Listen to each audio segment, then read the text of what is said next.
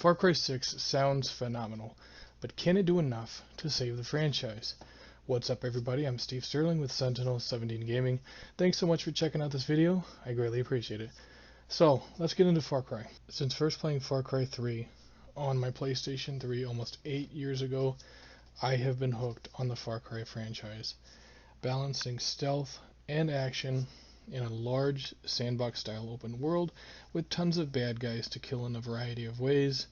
It has been one of my favorite franchises, not only of last generation, but of this generation as well. Immediately after Far Cry 3, they released Far Cry 3 Blood Dragon, which was announced on April Fool's Day, if I remember correctly. And so everyone thought it was an April Fool's Day joke. And they were like, wow, this would be cool if it came to fruition. Turns out it was. And Far Cry 3 Blood Dragon was an insane nod to the 80s, to the Terminator, to RoboCop, to so many different essential 80s action and sci-fi flicks. And it's that type of chance that Ubisoft took that fans appreciated. And I don't think I've ever met a person that hasn't enjoyed Far Cry 3 Blood Dragon. It was crazy, it was fun, it was off the wall, it was ridiculous. But that's kind of what we expect from Far Cry games. Now, of course, Far Cry 4 was about a fictional setting of Kyrat, which is basically like Nepal.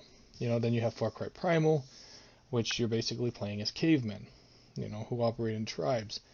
Far Cry 5 is all about rural America, and then Far Cry New Dawn is post-apocalyptic in New America. And therein lies the problem. The problem, of course, with having a nuclear apocalypse that's being part of a Far Cry game, and then of course you have a game set after, is that because those nuclear bombs fell, every game set after is going to be in a post-apocalyptic setting. Now, how do you fix that? How do you get the Far Cry franchise in an interesting place with a unique setting that's not post-apocalyptic? Well, you present the player with a setting that's a tropical paradise frozen in time, aka Yara.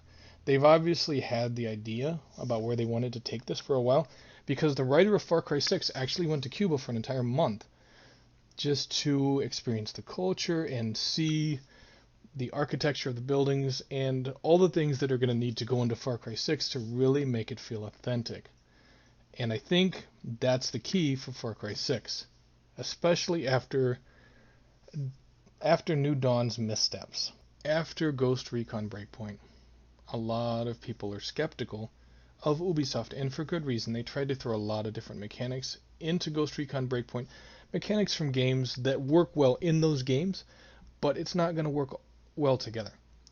Hopefully, Ubisoft has learned their lesson, and they put a lot of thought and care into Far Cry 6 and making it the great game that it can be. The gameplay mechanics and visuals are already there, and I have faith that Far Cry 6 is going to be phenomenal, but I guess we're going to see.